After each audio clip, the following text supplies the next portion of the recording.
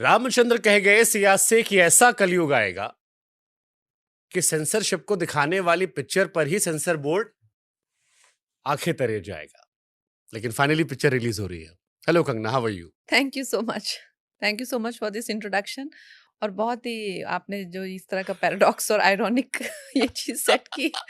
मैं भी वही सोच रही थी कि जो फिल्म सेंसरशिप के अगेंस्ट है, उसी पे ही सेंसर की कैंची चल चल पड़ी।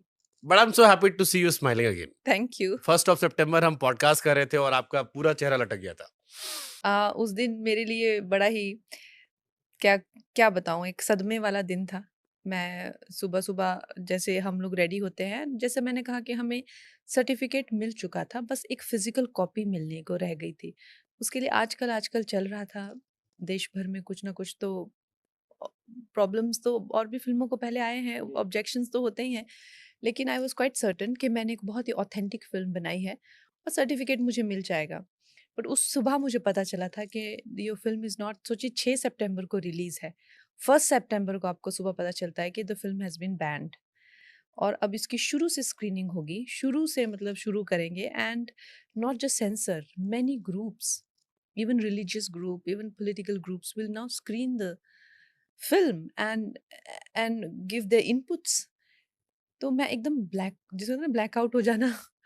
And I was like, why are we even doing these interviews if the film is not coming? They're like, because anchors have come and they're all been given way मैंने in Vikrant advance. मासी का podcast किया अभी।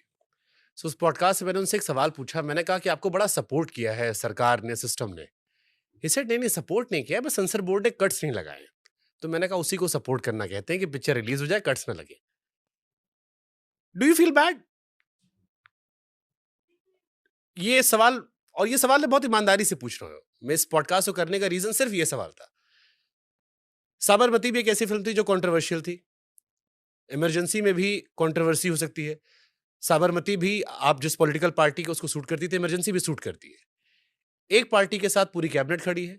एक film के साथ हर state में उसे रिलैक्स दिया जा रहा है, रिलीज किया जा रहा है, शोज कराए जा रहे हैं, सारे नेता मंच साझा कर रहे हैं। Kangana despite being member of parliament अकेली नजर आ रही है। आई थिंक मुझे कहीं बुरा तब लगता अगर मुझे वाकई में कहीं से सपोर्ट मिलती। क्योंकि मेरी जो ज़िंदगी रही है, हमेशा I have always been at the receiving end of this kind of lone warrior kind of a situation. तो हमेशा से ही मैंने कभी कोई किसी तरह का फेवरेटिज्म या किसी तरह का ये अपनी लाइफ में देखा नहीं है।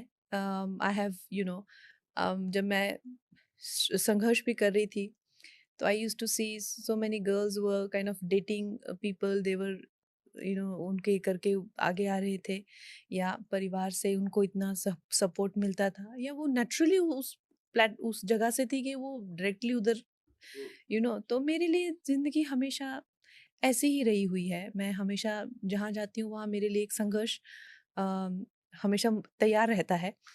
लेकिन at the same time I definitely I was disillusioned by few things कि uh, when you are with a party you feel that you're with the ideology and you're making a film and that suits your maybe party, or maybe even even if it's a neutral film you do expect that it will हाँ, have a मतलब अब अपनों से तो उम्मीद करते हैं कि अगर आप साथ मत दें, but कम yeah, से कम मुसीबत पैदा मत करें, विरोध मत कर दे yeah, या परेशानी मत बढ़ाए।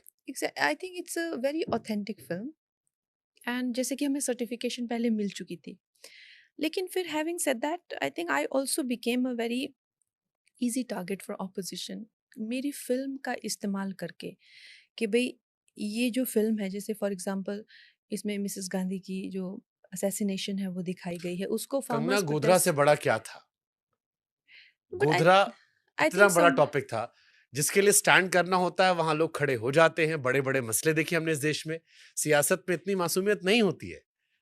I think precisely why, because I became a soft target.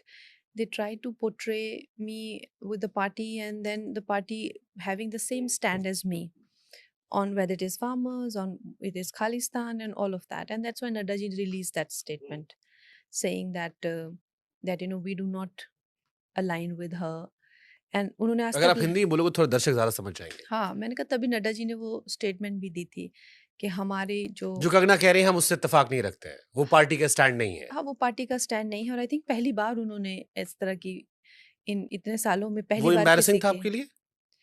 नहीं एम्बैरेसिंग नहीं था वो मेरे लिए it's a matter of fact obviously मैं कोई स्पोक्स पर्सन तो नहीं, हूँ नहीं। एम्बैरेसिंग इसलिए कह रहा हूँ कंगना जब बीजेपी में एक्टिव नहीं थी, मेंबर ऑफ पार्लियामेंट नहीं थी, तब भी वो स्टेटमेंट कंगना यही थी।